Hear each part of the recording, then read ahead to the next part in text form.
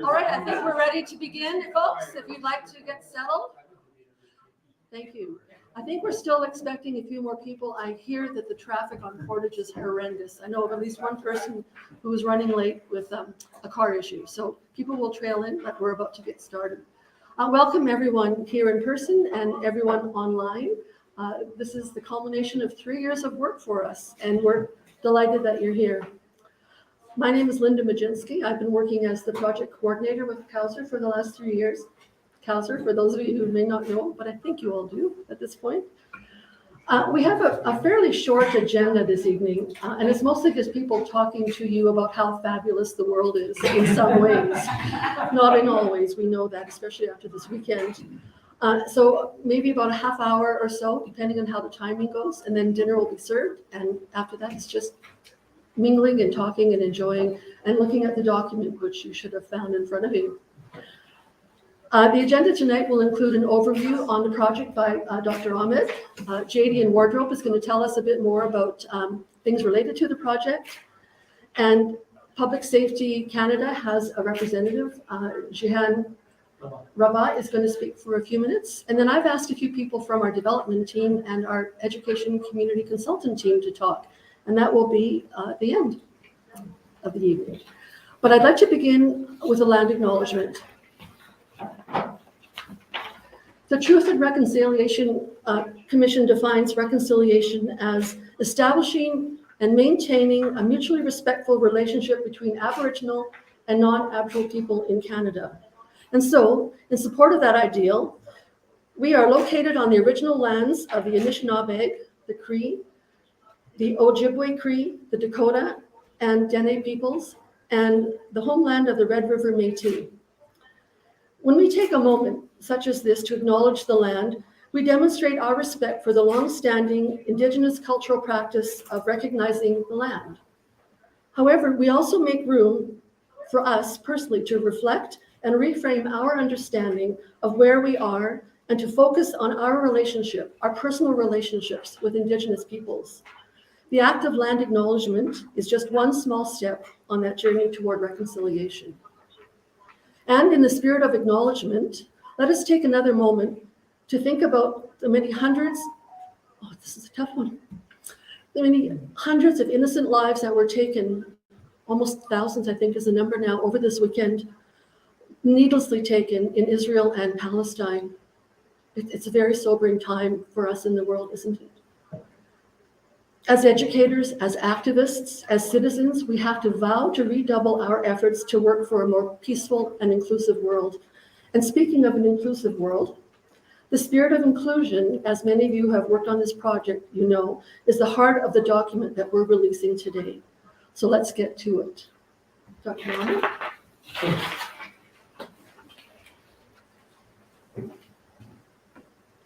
Thank you, Linda. Unlike Linda, I don't have any prepared speech. I initially thought that I should go on a replicating, yes, we did it, election victory campaign, but I thought it's unnecessary. I thought let it be very humble beginning just to say thank you. Actually, I'm really honored and humbled to have you together in this room.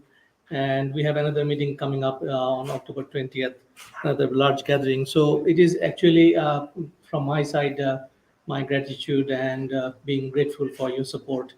It's a long journey. 3 years is difficult.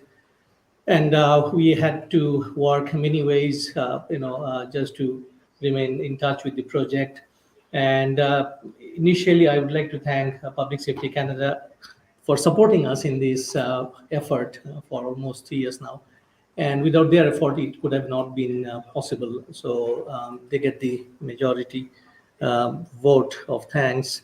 And next, I think I would only touch about three aspects this evening. Polarization, which I study very closely over the past decade in Canada, where we live, is growing. And given the geopolitical situation unfolding in so many places on the earth, it is ever more, I think, important to focus how these impact our relationship, especially in our society. And today, as Linda rightly mentioned, that in the past weekend, the hostility that we have seen, and we only pray and hope that it ends soon, and it doesn't impact our social harmony that we all live in this beautiful country of Canada.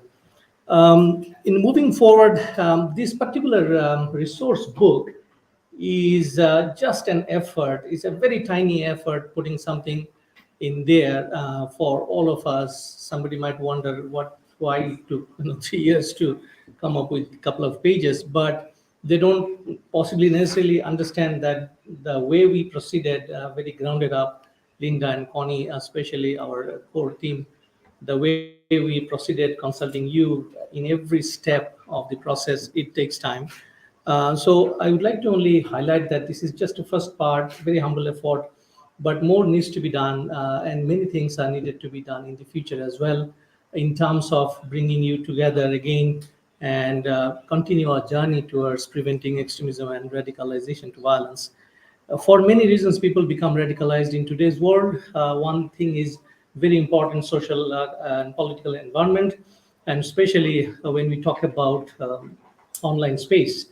And now we are living in the age of AI, artificial intelligence, and AI has a lot of things that it can do for good or bad. And AI has huge, contribution in terms of making up news and other stuffs, as some of you might know. So we have many things to be done, many works to be done in the future, and definitely I request taking this particular space today that please be with us. We will work together definitely in the future as well.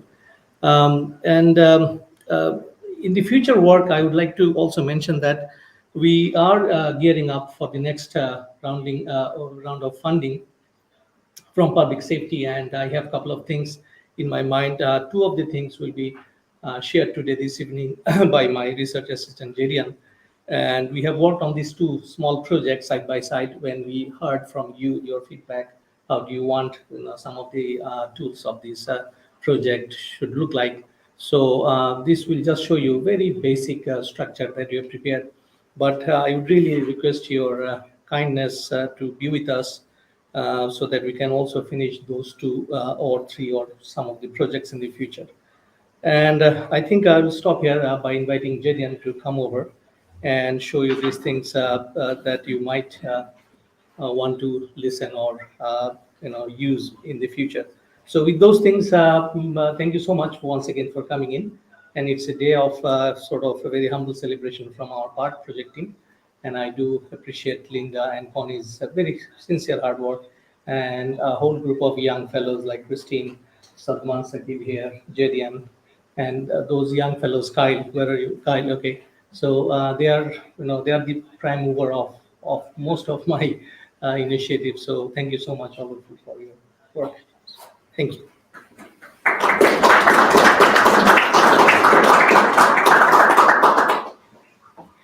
All right. Thank you very much, Kauser. And thank you to all those who are joining us virtually and in person. We appreciate you being here. Let me just get set up.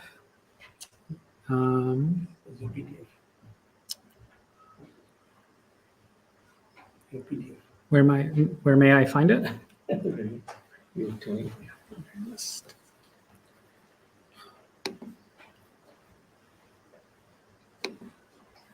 Oh, I see. So now. Perfect. Just a second here.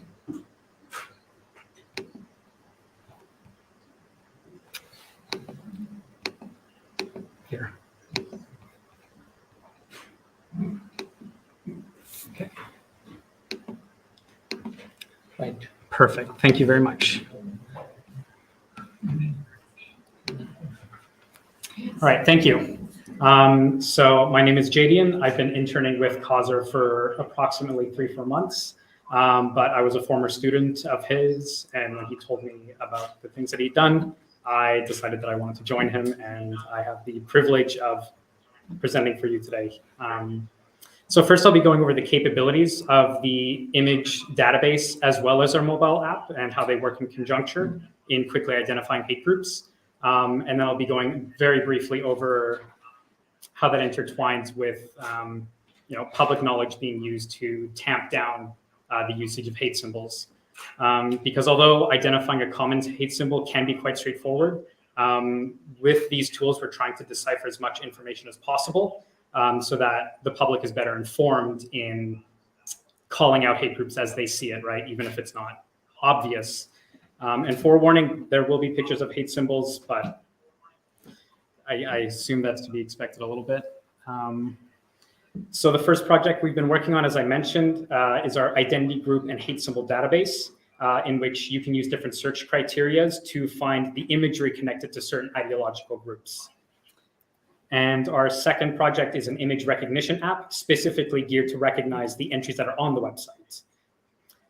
As we know, many hate groups in North America share the same ideological foundations as well as imagery, and it can be hard to tell groups apart as they evolve, they can splinter, and this can be very overwhelming to keep track of if you don't have a place to start.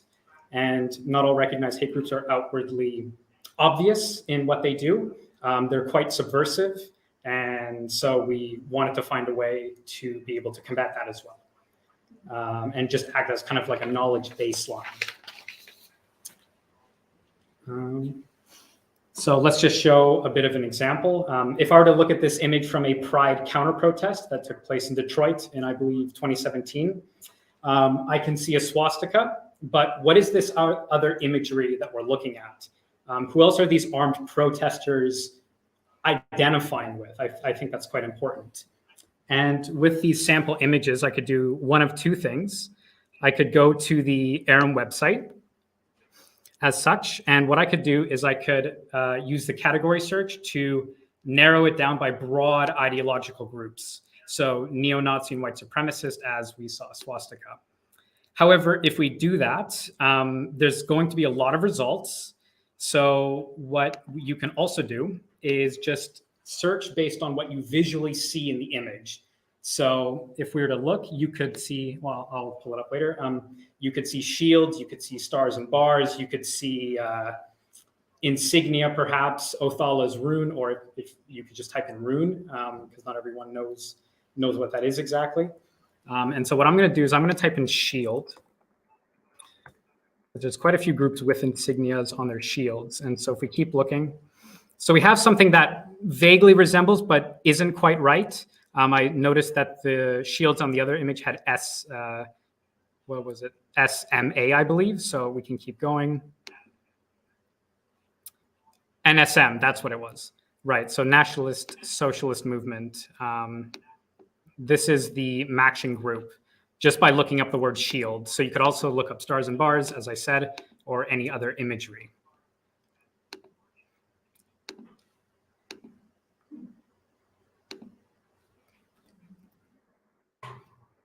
How many symbols did you folks put in? 100, eh? Yeah, 400 symbols, but the image pool required to accurately detect an image is thousands. You need 1,000 images to correctly predict. And I'll get onto that in a minute because as you can see, it's a little bit blurry, but there is a confidence rating under the image, which is trying to tell you how confident is the app that it got its prediction right. So how does it get there?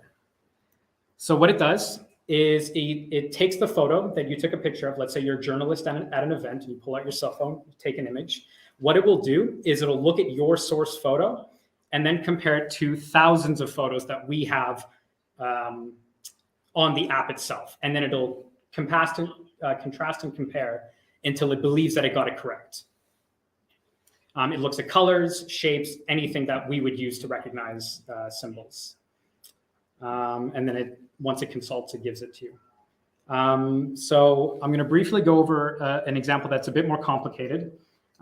This crest contains both explicitly racist and a bit more subversive symbology, because you can see swastikas, you can see wolf's hook, you can see numbers and imagery that's very clearly trying to portray a fascist ideology. But you also have things that are not as obvious, like the sun and the black sun, the civic crown, the alma mater on the bottom left. And so it can be obvious, it cannot be obvious. And because they share a lot of symbology, one future feature that we'd like is for the app to tell you multiple results, right? What is the top 5 that it thinks this is trying to convey? Symbol and group, right? Because if 10 groups can share one symbol, you should get all of those results. And if multiple groups share one symbol, and vice versa. So I'm going to speed by this. Yeah, and as we know, many symbols have been adopted, or many more innocuous symbols have been adopted by hate groups. Obviously not the death head, but Nordic runes are used to symbolize white heritage, which originally that's not exactly what its purpose was. So this is kind of the example of what we think it could look like if you take a photo and it gives you multiple results. So Totenkopf, 99%, the symbol, and then the group that it is most confident with, and then its second best guess, which is not so confident, but it's still beneficial to see that. And as hate groups move into online spaces, as we know, with the benefit and protection of being online, strategies around advertisement have changed quite a bit. And if you, obviously, as we know, if you look into the membership of primarily online hate groups, specifically made up of younger people, you'll find that they can radicalize themselves and often desensitize themselves to hateful imagery. Websites like 4chan use irony, they use jokes, and what that gets is kind of this echo chamber of desensitization. And how that connects to this is that some groups are a bit more hidden under the surface in their own tactics. So hateful symbols are not always obvious, like this one. So this logo represents Identity Europa, who are specifically known for creating propaganda. They try to disguise themselves under the ideology of being patriots. They try not to be outwardly offensive, often hiding behind mainstream ideas. And then what they do is they funnel members down into anti-Semitic rabbit holes often. They show themselves online and on posters on college campuses, trying to polarize their audience and under the guise of letting people come to their own conclusions once you see their message. They've created fake Twitter accounts, trying to stir hatred during the George Floyd protesters, pretending to be members of Antifa, just to further justify a counter retaliation. And this misinformation has been picked up by government officials and media personalities as though it's genuine and real. And they're using clickbait and algorithms to spread their message. And we don't seem to always be able to keep up. And that's really what we're trying to combat, because the average person isn't always capable or have the knowledge that something like this is from a neo-Nazi group. It talks about, Identity Europa often talk about standing up for what's right. Don't compromise your beliefs. And if you don't know what they actually stand for and what their intentions are, you should know, is what we're trying to say. You should know what they're standing for and call them out as a hate group, because that's what they are. And really, I think that's kind of the end goal with our app and website, is to make it easier for anybody to keep up, either by simply taking a photo or looking it up on our website. And eventually what we'd like to have are ways for new users to learn more. So, having basic terminology such as what is a white supremacist, what is right-wing extremism, I think these are all important things to have, because this is a very difficult topic to navigate for most. And so getting people comfortable with this and showing them how it works, and that there's nothing to be afraid of in calling out these groups for what they are. And that's about it. That's all I have time for. Thank you very much. So that's about it. Thank you. Yes. Yes. How often are you doing that guidance? Not super often, just because we're in the phase where we're trying to make it work. Yeah. So we have 420 something entries on the website. What we've done is we've selected a handful that are distinct, similar, just a variety of differences. And we're trying to make sure that those examples work. And then as we know what works, what doesn't, we'll add more into the app itself. So currently the website and the app are not connected to each other, but they're imported from one another, if that makes sense. But the goal is to obviously expand where it's connected to the website and it can tell you what we know from the website. Yes. And I know, thank you for doing this, is excellent. And I know you're still in the early Yes. development phase. Have you thought about, or I'm sure you have, about adding a tool where we can also identify and, look at symbols that are not in English? Right? Yes, Because, that's. this is a very big obstacle in the world that I come from. Mhm,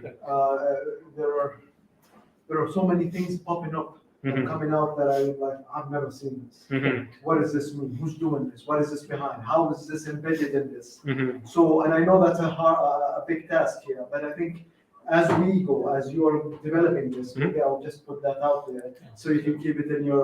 That's one goal for sure, because there's a lot of groups that use Arabic text and I can't read it, so there's already a barrier there, right? Use you, excellent, perfect. So I don't want to delve into that territory unless I know what we're doing, right? And I don't want to make any speculations ever or get anything wrong, because I don't want to offend anyone. And one element that I think is good to bring up is that eventually we want users to be able to submit photos, because if they're taking pictures of hate symbols, hey, why can't we ask them if we can use that? If it widens our pool, it makes our app more accurate, it gives us more visual data, and it overall gives us more information to work with. In addition to, if new groups pop up, maybe the first people who see them outside of the group are at a protest, and we get all these new entries, because 10,000 user submitted photos is much faster to look through than us sourcing the photos by hand by ourselves. So if users could eventually submit photos, that would be stellar, but that's one step at a time, right? So, and that's about it. Thank you. Next project, hold on, because we need, we'll tackle this one. Support us in our next project. And we have big plans. Today, just we wanted to share with you that one of the feedbacks that Linda and our team, we compiled, is that we don't want to put these long list of symbols in the book, because it's going to, there are over 500-600 symbols as of today. So we wanted to keep it separate and these separate, so that it is easily accessible. And young folks like Jedian, Satman, Kristen, Kyle, so they are super expert now. I mean, in this, I mean, they just understand what they really. And so, yeah, thank you so much. And sorry, Yeah. just before we go to our rep from Rabah. public safety, just so you know, you each got one of the documents in front of you. And just to reference that, on page 28, we have a little handful of symbols, and then the website link of where you can find this information. Of course. And next is, yes, please. Thank you. So, so we are going to invite Rabah Zihan from Public Safety Canada, Ottawa. She has joined from there. And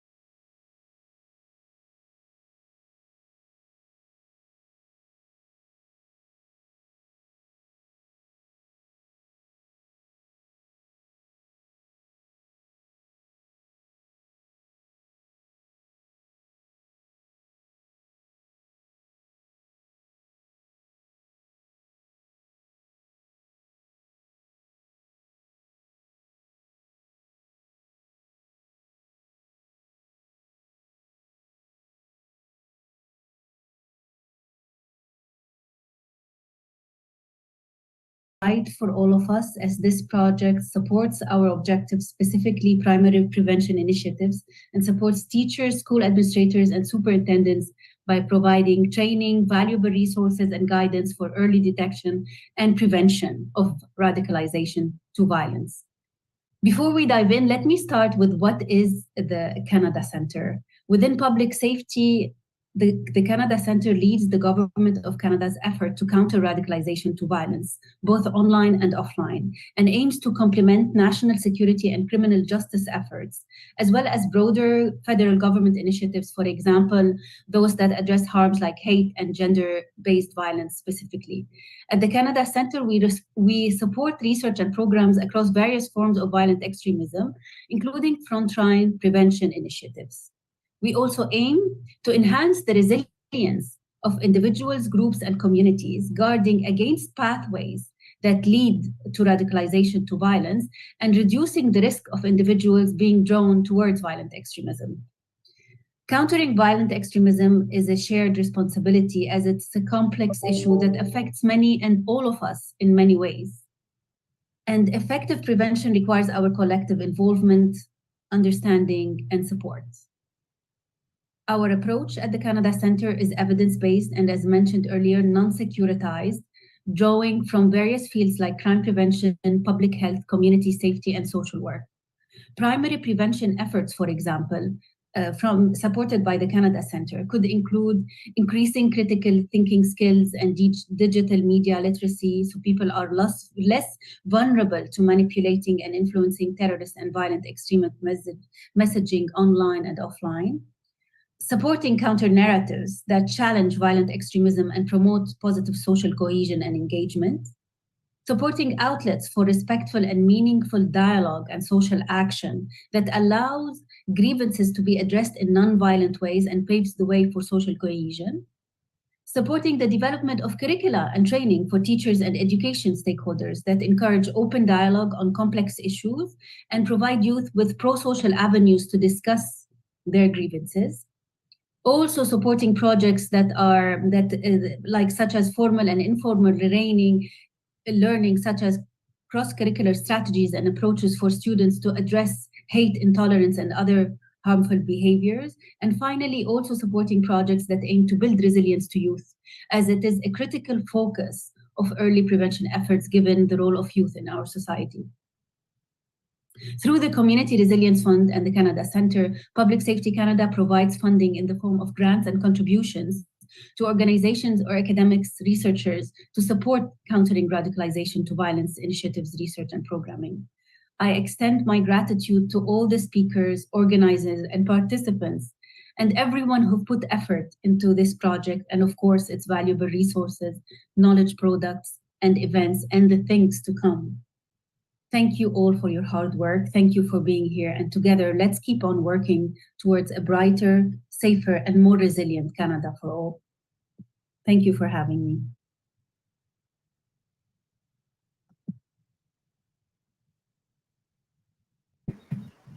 Thank you, Rabah, for your kind words. And I think moving forward, we need a lot of your support in terms of money.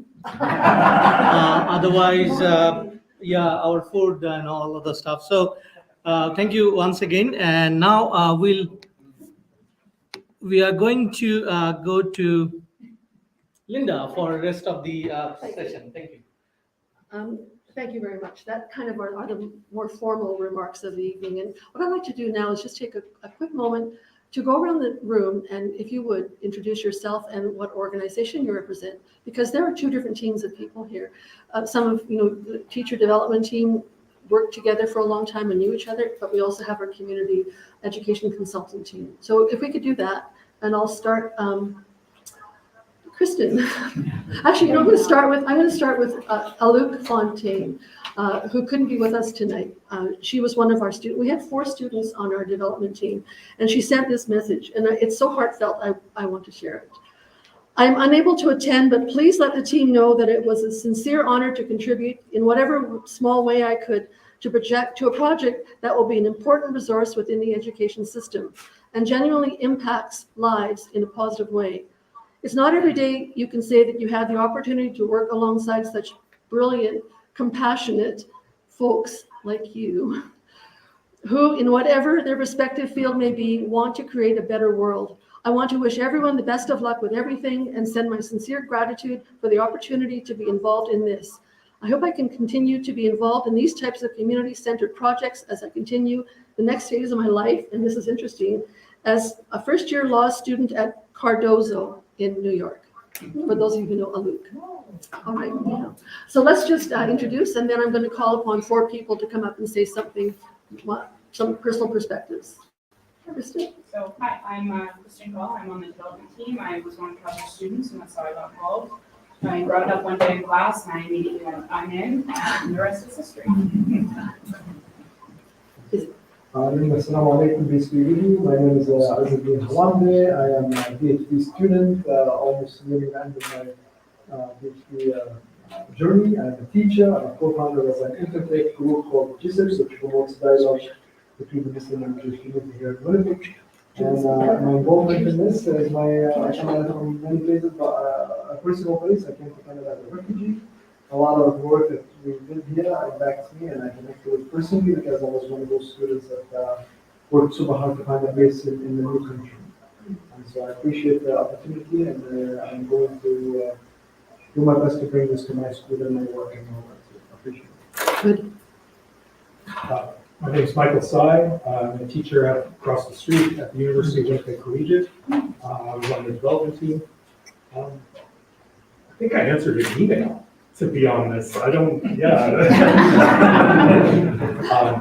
Well, someone thought very highly of you and recommended you. Yeah. Probably Linda. I'm not sure who it would have been. Possibly Linda. Yeah, and I've just started my master's degree. I think, and this was, I think, some of the motivation for it. Oh, good. Thanks, Michael. Linda? Good afternoon. I'm Linda Conner, and I'm here as an educator. I work for mental education, and a lot of the work that Linda and Hauser and the team that we've worked on is definitely part of our social studies curricula. So I'm here to support all of you with that. Thank you. Hi, I'm Estelle Lambert. I'm the former of a lot of things. I'm the former high school principal and the former chair of education for the Canadian Commission for UNESCO. I'm the current chair of the Manitoba High School Ethics Board, and I'm a director of Ethics Board Canada. And my friend David and I always get into trouble. I call him or he calls me, and next thing you know, something's happening. Another project. That's why we're not sitting together. Thanks, Estelle. So glad you're here. Marianne? I'll just come up here and then come back to you. Marianne? I'm Marianne Sorelli. I am an educator. Worked at high school, I taught way back in the 80s, and then also contract faculty and teaching at Red River and community development. So the work that I do is also connected to politics and community development. So those intersections, I think are where I live, at the intersection between politics, community development, and health education. I Canadian History and Global Studies at James Bruns Collegiate, Regional School Division. I do want to say, many hours, I think, in this actual room with many people that are here tonight, thinking about how people come together in spaces like this is actually really important. Around and also with the Connor. I met Cosser here some years ago when he guest spoke to the Global Teachers Inquiry Project. And I know the work you've done, the work that you've done, Lloyd, and I mean, this is part of that same path and journey for some of us that we've been in this space at the University of Winnipeg for quite some time. Building capacity through and with one another, which I think is really remarkable. So that's some of the thoughts I'm processing as we're still up to. You were in that group as well, as well. You know, and Kevin, I saw you come in, you know, and some of the other guys across the table, and Mark. I mean, that's what I think is pretty remarkable about what's actually happening here and what's present through and amongst all these people. What Tim's referencing is the fact that what brought a lot of you together is your reputation and the great work you did on previous projects that either I was involved with or Linda or others who sort of gathered this great body of people together. So thanks for representing. Hi, I'm Salsan. I teach English at Georgia College. I'm upstairs. My area of focus is radicalization to violence. That's my doctoral dissertation. How I got to this? Cosmo and I were colleagues at the Model Center, so I think there's a connection. And Lloyd had something to do with it, of course, first. But it's been a pleasure to work with this team, and hopefully this does what it's supposed to be. Thank you. Open for more time. Oh, sorry, I was just, I was racking my brain trying to figure out, how did I get involved in this? I don't really remember. I know I'd reached out to Dan Kurchak with the RCP, working in our national security enforcement section. So I believe I'd reached out to Causer as a subject matter expert for an opinion on something you're investigating, and then it kind of went from there. So I really appreciate being able to get involved in this side of it, typically in law enforcement. We hear from others in law enforcement. Once we're involved, it's a whole different story. So it's really nice and positive to be, kind of ahead of things and preventing people from getting to a point where we become involved. So that to me, that's really exciting. Thank you. Good to have you, Darren. Thank you. Okay. Hi, I'm Rob Fisher. I'm chairperson of the Council of School Leaders in Manitoba Teachers Society. And I'm on secondment from Thompson Fire Department, Lindy Rowan principal. And I'm involved because Linda asked me. It's your stellar reputation. Well, yeah. Not just because you were there. Just so people know, I send messages out to the principals every couple of weeks, and so today I announced the release of this document. All the principals in the province will have a copy, a digital copy. They probably got it now. I send it to the regional people. They send it to the principals. So there's 1,100 of us in the province. So we're looking to be spread. We're looking to do something about this at our fall comp or our winter conference in February. So I'm probably going to ask you, Kaiser, to do that. Or anybody else that wants to help them. But we'd like you to do a keynote at our conference in Victoria in February. I think this is an area where principals are interested in, not knowledgeable, maybe not at all like me. I think that's kind of where I'm coming from this. Find everything interesting. The people, I keep explaining to people when I'm coming to these meetings that people are spending their life's work on this area of interest. And I don't know that principals know that that's what I'm doing. So, thank you. Thanks, Rob. Hi, my name is Kevin Lopuk. I apologize for being late. I had some car issues on the way in from Selkirk, where I teach at the high school in Selkirk. I'm the past president of the Manitoba Social Science Teachers Association. I always keep going after my friend here because you make it sound so poetic. I was thinking the same thing about this room and just how many unbelievable professional experiences we've had in this room, having unbelievable dialogue. So you put it much more poetically than I could, but the people around these tables, we spent a lot of time in this room in particular. So it was a pleasure to work as part of this team. And do you want me to make some comments? No, because you're going to talk. Okay. And just for context, because context is always important, they're referencing, for those of you who don't know, the grade 12 global issues course really was created in this room for much of the time, and some of the people in this room were part of that. That's a really important course too. David, welcome. I'm David Newman. I'm a member of a global human family who has had 79 years of experiential learning. And my commitment is to contribute to the survival and thriving of the human race, which is in dangerous situations and needs all of our help to continue to allow human race to coexist. So this is a part of it. I believe in the concepts of peace literacy. I believe in the curricula and pedagogy. I believe in positive peace in all communities around the world. And this is a part of that.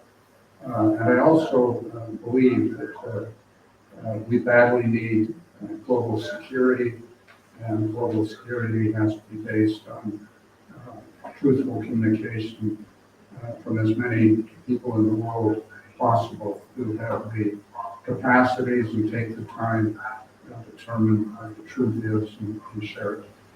I also believe we're in a reconciliation process. We have a responsibility in our country to advance truth and reconciliation. And I believe that truth and reconciliation is part of a process, and the process that we're in now is the process of making sure we understand the truth of our history. Secondly, we must acknowledge our wrongdoing in the past. Thirdly, we must apologize. Those things have been done by many of us. And then we have to do the in-kind reparation work. I believe we're doing that every day because of the work you do and the jobs you have and the platforms you have. And then the process of working together is a tough one, as equals towards a common goal of co-creating a better society. So that's why I'm here. That's why I continue to exist and be an activist in the society, engage with amazing people like each one of you. Thank you. Thank you. Very helpful. Thank you. Kyle? Hi, my name's Rylan. Oh, I'm sorry. Hi, is that? So, Kyle, yes. yeah, no worries. I'm a computer science student here at UW, and I was just invited here by my friend JD to present the project. And I've just been helping write down the project and discussing it with it. And yeah, that's all. Okay. It's the behind the scenes stuff that makes it. Yeah. Oh, yes. Oh, yes. You have no idea how much we appreciate your help. My name is JD Wardrobe. I'm a former student of Kaiser. I took his Canada and global politics, and then I took terrorism and counterterrorism when he spoke about ERIM as a project and what he does. And so I nervously wrote him this long email with a couple paragraphs talking about how I'm qualified, and he replied saying, "Sounds good." And so that's why I'm here. I also work with I provide employment support for high-risk offenders. And so, yeah, I'm just kind of here, there, and there a little bit. But it's great to be part of the Greek as a whole. Hi, my name is Kyle Chimrika. I'm also a former student of Hauser. I was in the counterterrorism course with Jim. And I'm in my third year for a rhetoric and communications major. It's just endlessly fascinating to me how messaging gets distorted, especially in social media and digital spaces, and how that affects people, turns them into, radicalizes them to violent actions, and how much of an impact that has on everyone and across the planet. So I'm just happy to be here and to be learning more. Thank you. Hi, Tammy. Hi, I'm Tammy Mitchell. I work in student services in Rivers National School Division, and I'm here representing the National Association of School Superintendents. I'm not exactly sure why I'm on this committee either, probably from my friend Garrett, but I will say that I do notice as we look at Kevin Cameron's violent threat risk assessment process in schools when the students make threats or when they bring weapons, that our data would show that since pre-pandemic times, we have doubled the number of ETRIs that we are doing each year. And as we're investigating why some students may do that, we did notice some extremism or tendency to radicalize patients. And so this was very helpful because as we look into prevention and implementing interventions to support students so they can stay in school, then I think this document will be very helpful. So I'm very glad to Thank you. Garrett? My name is Gareth Neufeld. I'm a retired educator, some time ago actually by now. I think during the 3.5 decades of being an educator, over time I sought to understand better how important principles of inclusion are. And even as our work in this group got taken up with nuts and bolts of what strategies should be I'm pleased that even on the front cover, there's a little quote here that it's never too late for one caring adult to make a difference in the life of an at-risk youth. And so the thread throughout this document that students who sometimes feel unheard should be heard, and students who sometimes feel invisible should be seen. One of my favorite quotes is by someone by the name of Myron Augsburger, which says, "To be heard and loved are so similar that most can't tell the difference." Hi, I'm Larry Dinko. I'm the development team. I'm a retired teacher. Actually, I thought I was a pastor and somehow I got brought into this. Glad to be part of it. Right now, I'm on the board of Marl and I do quite a bit of work at ERIM, so that's kind of took care of my retirement. He makes really good things out of wood too. I'm Mark Cooley. I'm an associate professor in the Faculty of Education across the street. Well, here, I guess it's a state of being, right? Doesn't matter.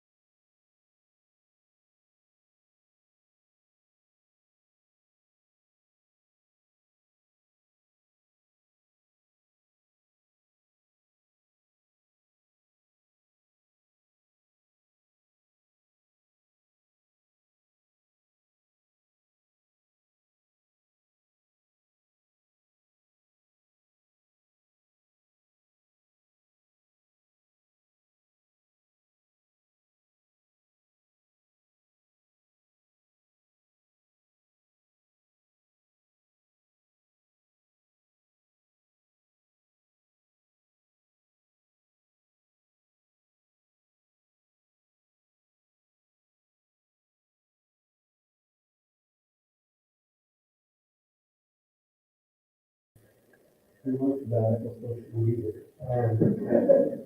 I'm back there. There you go. And, but most importantly, as a high school, it's also to teach the 27 years. And the project Or struggle.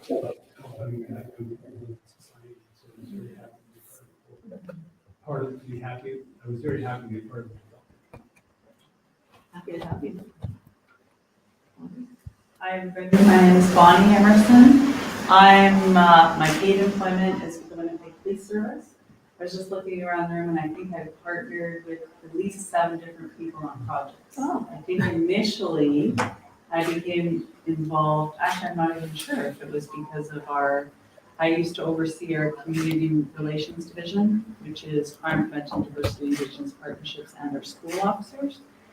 And so there was a couple of different touch points where we've done public presentations. I'm a Peace Fellow through Rotary International. And so in that work, I saw the global to local and local to global. I do some training for police officers across Canada as far as measured approach and peaceful approach. As an Indigenous woman, I believe in the police are the peacekeepers and do everything I can internally and externally to advocate for that. And that's why I said the different partnerships in the room. I've moved on now within the Winnipeg Police Service to a sort of new position. Well, it's a new position.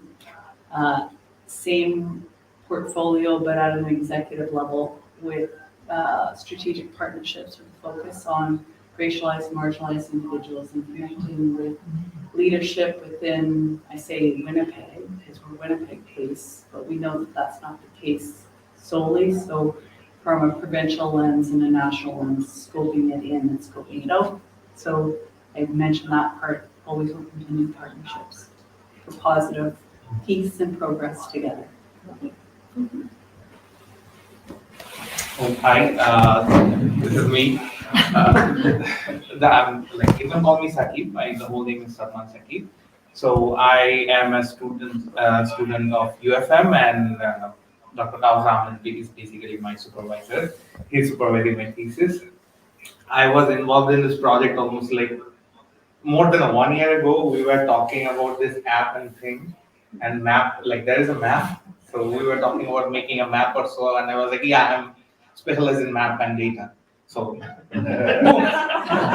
it. Thank you. Thank you.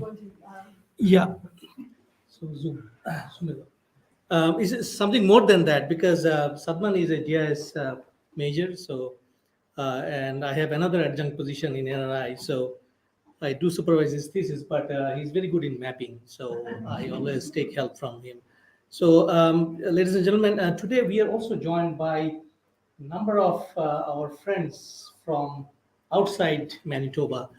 For example, I do see one from Montreal, CPRLV, and let me see if they would like to speak a few words, maybe. I invited quite a large group of, let's say, like-minded groups. So we have few in Canada, in Montreal-based, CPRLV, Edmonton-based, OPV.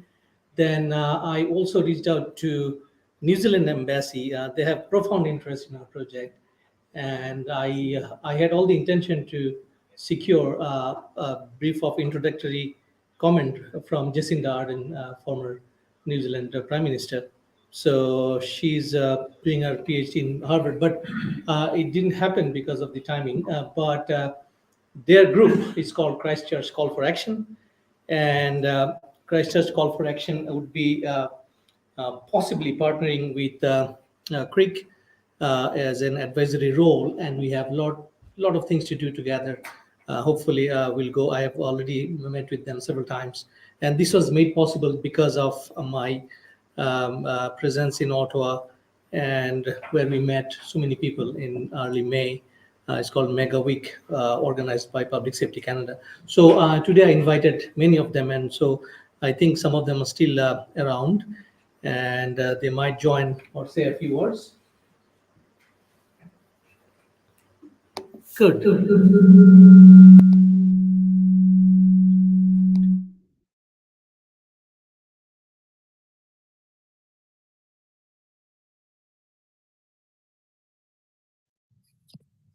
Hi.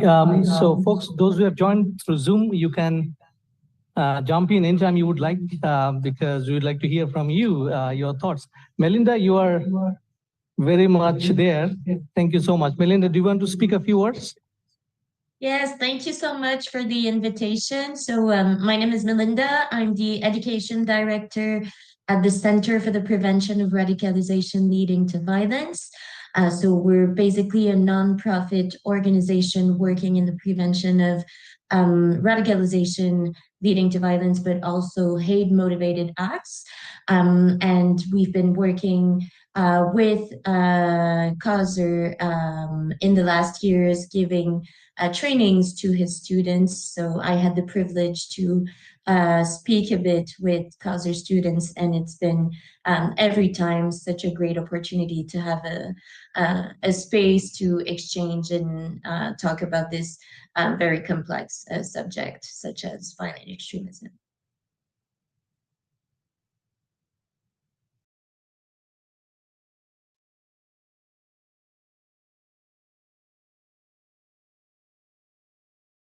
So now we have Jason Bird. Do you want to speak a few words? Yes, absolutely. Thank you. So my name is Bert. I'm the Human Rights and Equity Lead Administrator for the Avon-Maitland District School Board, which is in Southwest Ontario. I participated in an Osgood qualification second half of my SO because she was tied up. And that's when I got exposed to ERIM. And I'm like, okay, this is something I want to see. And I've gone through the resources and then saw this opportunity and was like, oh, I want to be invited to this. I want to see the launch. So I'm definitely appreciative. Part of my role as Human Rights and Equity Lead is I have a 3-tier system with our equity action plan. One is to identify and eliminate all forms of systemic racism and oppression. The second part would be for us to develop a learning and leading culture to address systemic racism and oppression. And last piece is to build and sustain collaborative partnerships with our communities to do everything we do with that as a board. So I definitely am happy I'm here tonight. 1 hour behind. Thank you, Jason. Thank you so much. So we have Michelle from Michelle Saint Amant. Do you want to speak a few words?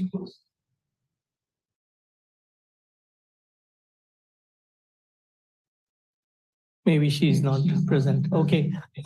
So thank you folks for joining from outside Manitoba. So Jihan, any last words? Said I haven't prepared anything. Honestly, like maybe I just want to say like it's heartwarming to see all of us working so hard. Like we need to continue doing that across all different sectors of societies to be able to fight and counter radicalization to violence. So thank you all for always making the effort for that. Thank you. Thank you. Thank you so much, folks, for joining. Appreciate it.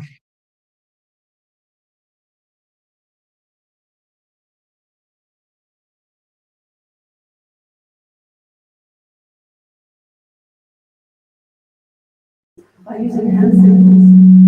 If I did this,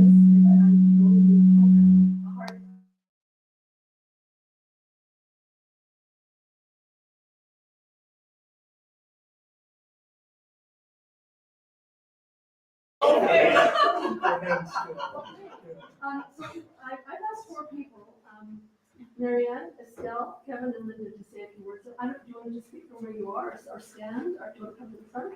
Wherever you're comfortable. Do you want to mention first? Yeah. I think because I'm in this weird middle spot. Sure. Yeah. So Marianne, and then we'll just follow with Estelle, and then Kevin, and then Linda. Okay? And then that's our formal program for the evening. And we'll have dinner, which I think has arrived, so thank you. Well, it's been really rewarding to work on this project, and I want to thank Linda and Kosser. And my story of how I got involved with this is a bit different. I don't know if you remember, but I actually heard Kosser on CBC talking about the project as it was being launched. And I'm like, oh, I want to find out more about this and be involved. So I called up Kosser and referred me or referenced me to Linda. And they said, there's one more spot on the leadership team. Do you want to do it? And I'm like, great. So that's how I got involved. And it was kind of fortuitous and sort of this, you know, good, I don't know, synchronicity or something. So I'm really interested in, you know, making sure that this project actually gets some legs and that this document gets, you know, used in schools. And the role that I tried to play, I guess, is offering this idea of the task, tools, attitudes,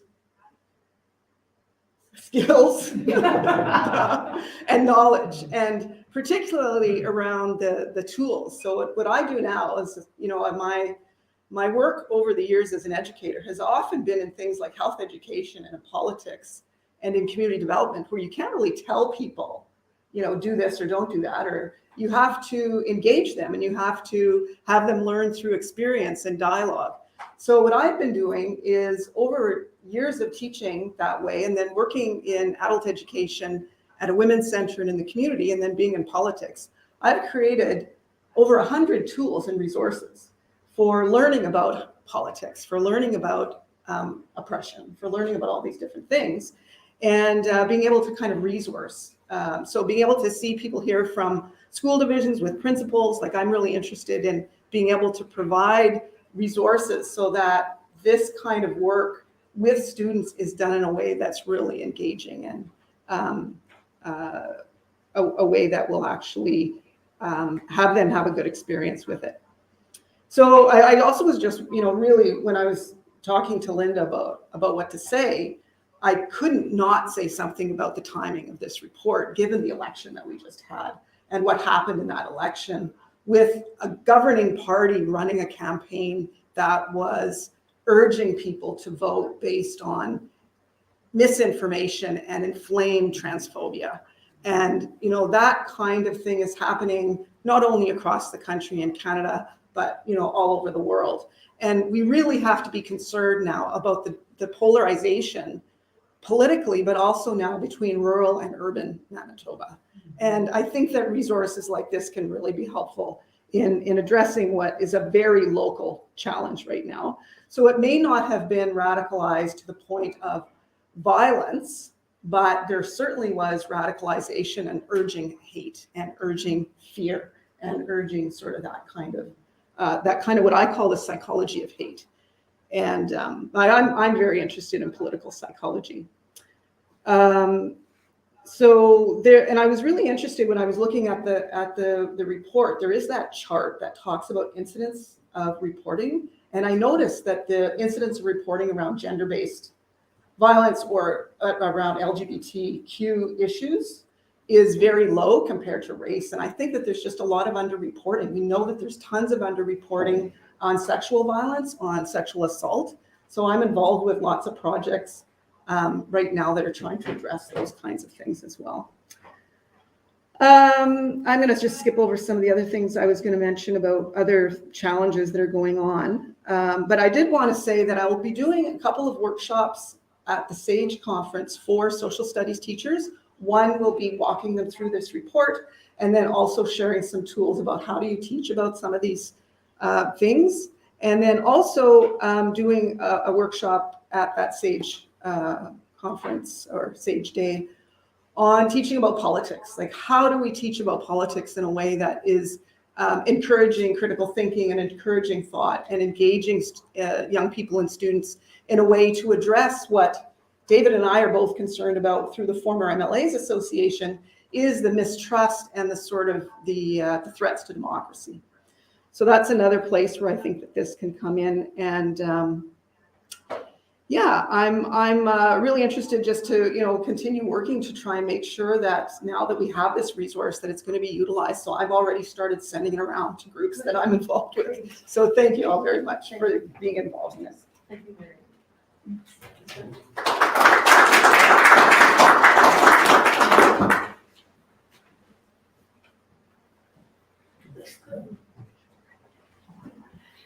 Hi, I'm still Estelle, and I guess for me, every over the weekend was terrible, and again, my condolences, because I know we're all feeling it.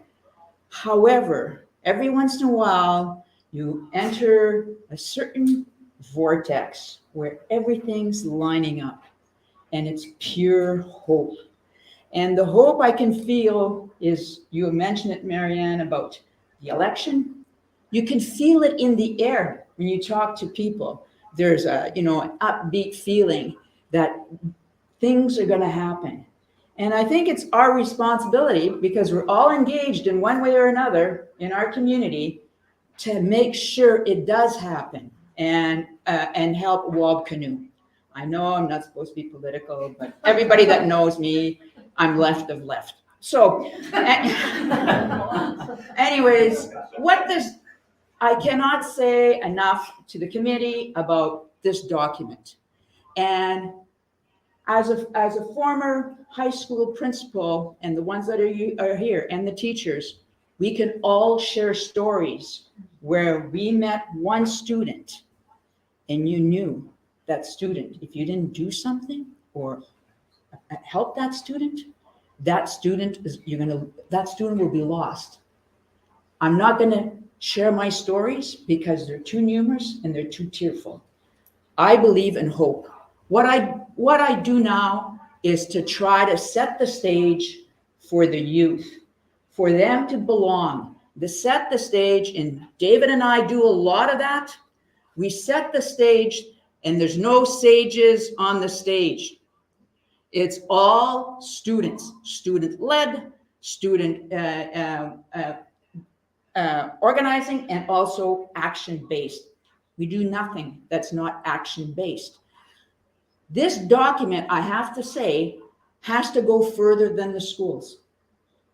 It cannot just stay in the schools. I can tell you sad stories about going to the arena. Hockey, in Canada is a big thing.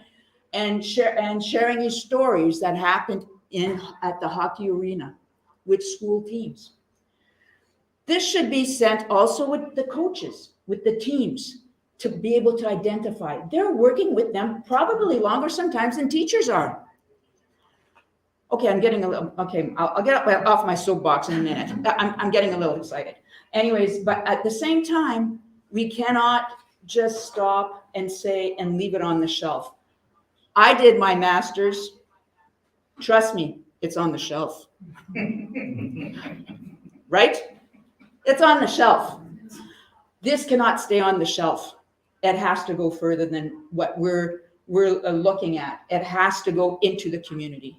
And I want to thank the committee. I want to thank you for having this vision. And I know it's not going to stop because I understand you're applying for more money. Yes. I got One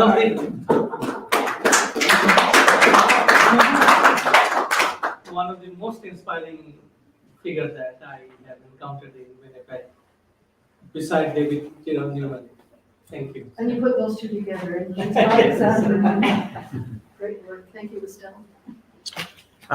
So Linda asked me to bring some greetings on behalf of the Manitoba Social Science Teachers Association, of which I'm the past president. And Linda mentioned about getting this out to teachers. So, I thought I'd just bring some greetings on behalf of MISTA and just thank the whole team, but in particular, Dr. Ahmed and Linda and Connie Wyatt Anderson as well. And MISTA is very, very proud to partner with ERIM and co-host our annual MTS PD Day coming up on October 20th with the theme of teaching in an age of polarization and extremism. And I can tell you, conferences are always a lot of work, as I'm sure many people in this room know, but this one in particular, with the theme we have and some of the issues flying around today, it's difficult. It's a lot of work, and we'll be happy at Friday, October 20th at about 3:30, I think. But I thought I'd mention that. So we will have Dr. Barbara Perry as our keynote speaker, and Brad Galloway and Mubin Sheikh, who are going to be giving a presentation as well. And we have 39 different sessions for social studies teachers, including 10 sessions from team members here. And I should, this will hopefully excite you, that we are just under 200 registered teachers. So that's quite good for us for being still 2 weeks away from the conference, because teachers are all lazy and don't register till late. But that's okay. We were hoping busy. Yes, distracted, right? It's so many things going on. But yeah, so this will get out to over 200 plus 200, hopefully 250 educators on Friday, October 20th, and so very excited to partner, and it should be an amazing day of learning for everyone. Thank you. Thank you. And we're going to hand out,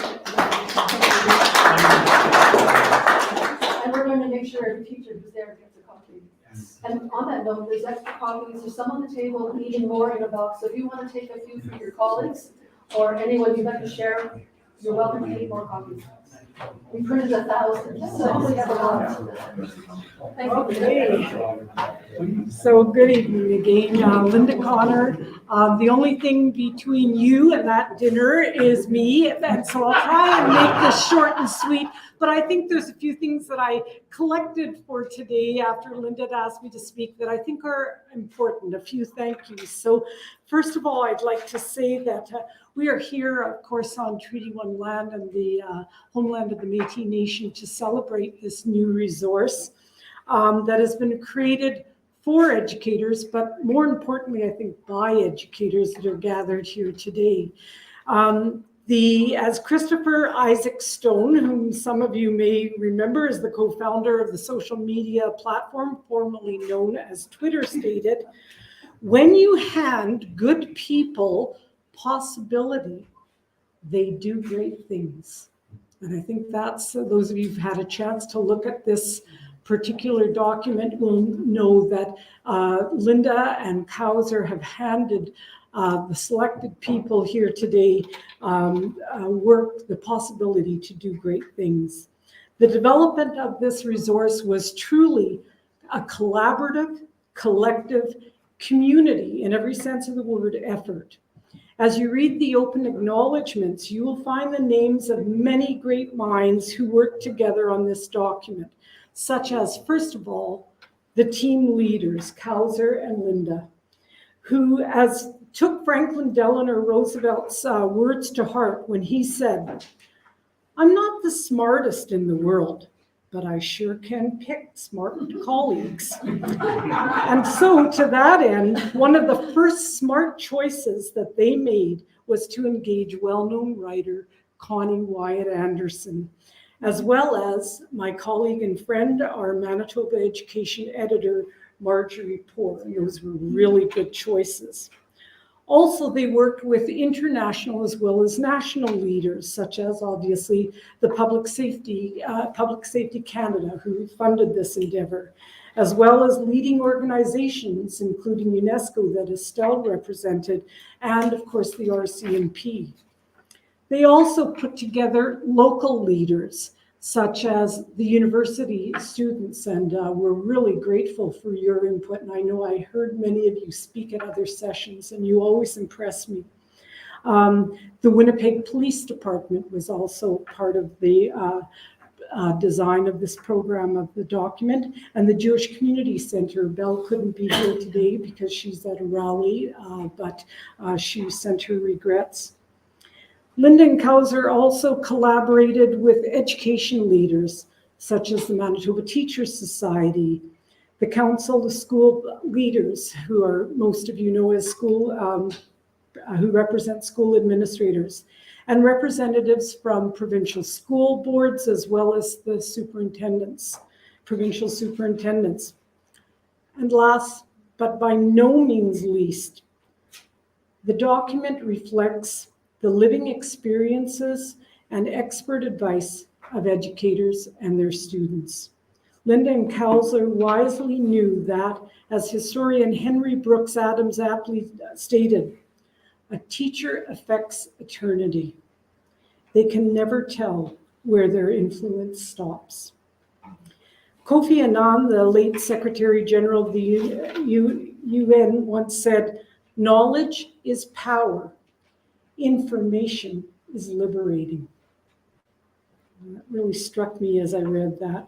As you read through this resource, you will find the information necessary for you to have the knowledge and the capacity to have critical and courageous conversations about a very difficult subject plaguing our society, extremism and radicalization. This document will help you move from existing in safe spaces to creating brave spaces in your classrooms.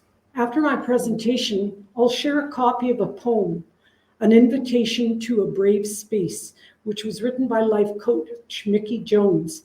But before I do, I'd like to share a few lines from this poem that resonated with me. There is no such thing as a safe space. We have the responsibility to examine what we think we know. We have to start somewhere and continue to grow.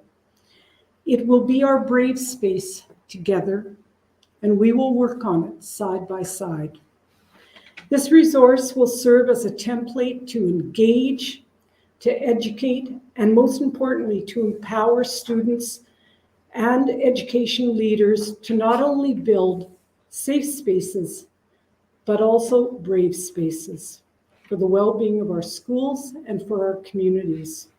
Please join me in thanking everyone who had a role in the creation of this essential resource.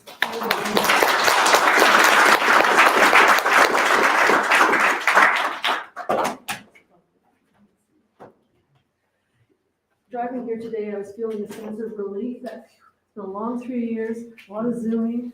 I was really glad this project was coming to an end. I don't feel that way anymore. Joining you, I feel inspired that I do want another project. I would have said no this afternoon. I'm thinking, no, I think it's time for me to really retire. We move on to other things, but I can't leave you folks behind. Thank you, everyone. Any final words? Just 3 points before we head on for the. So the next step is in this project or this type of project, the essential challenge is to reach out to the city and province governments. So mayor and in the province, so we are hoping to see somebody is taking over as in the education department in the province. So we are going to do the next round of our trial, reaching out to them and convince them to read this book and have any dialogue with us. So any one of you, if you are close to at those levels, please do help us so that we can go. I'm always ready, Linda and I, and if you join us, just a one session, one dialogue, it will make change. And believe me, ladies and gentlemen, in Montreal, we have seen this center has thrived so far just because City of Montreal's help and support, a massive support by the mayor and the from the province. Second thing, this project through the workshops is not going to end here because next year we have one of the, I would say, very high-profile international seminar coming up. We are also sponsoring part of it. It's funded or let's say initiated by Rutgers University in the US. So it's called Global Consortium of Hate and Bigotry. So this consortium annually, or no, biannually, they hold their international seminar in various countries of the world, various cities of the countries of the world. So next year, I've invited them to come to Winnipeg because they have never come to Winnipeg. So we are planning quite large event, 2-3 days long. So I'm going to reach out to you again. So if you can kindly come and take part in any way you can, you feel good or comfortable, that will be great. And we're going to showcase our work as well, share our ideas with them. And last but not the least, I would say I'm working very hard to connect Christchurch Call for Action through Jacinda Ardern. So I haven't, I have a plan to bring her here in person in City of Winnipeg and have a lecture on this issue because she's actually the prime mover in mobilizing Facebook, Google, and Twitter. All these major corporate groups to support her vision so that these videos are not streamed online. So after the Christchurch attack, as you know, she moved this one. So her project has been taken up by the government of New Zealand now. So New Zealand government is actively pursuing with her project. So there is a very likelihood that we are going to have her in person coming in next year. So let's hope for the best. And on a final note, we are going to end this project with public safety, definitely, because their funding is coming to end. But we are going to apply for the next round as well with these two smaller projects. And my vision is to actually have something in a way of a hub so that you can reach out anytime. If you send me an email or if you call me, or me means our group, at least someone from our group is going to respond to you with some answers to your questions. So something of a platform we are going to create, and this is going to be housed in my in our not-for-profit Conflict and Resilience Research Institute Canada. It's a charitable organization housed here in Global College. So I'm once the project is wound up, I'm going to tie it up with my creek so that it remains active in other forms and fashions. So once again, thank you so much for being with us. Thank you.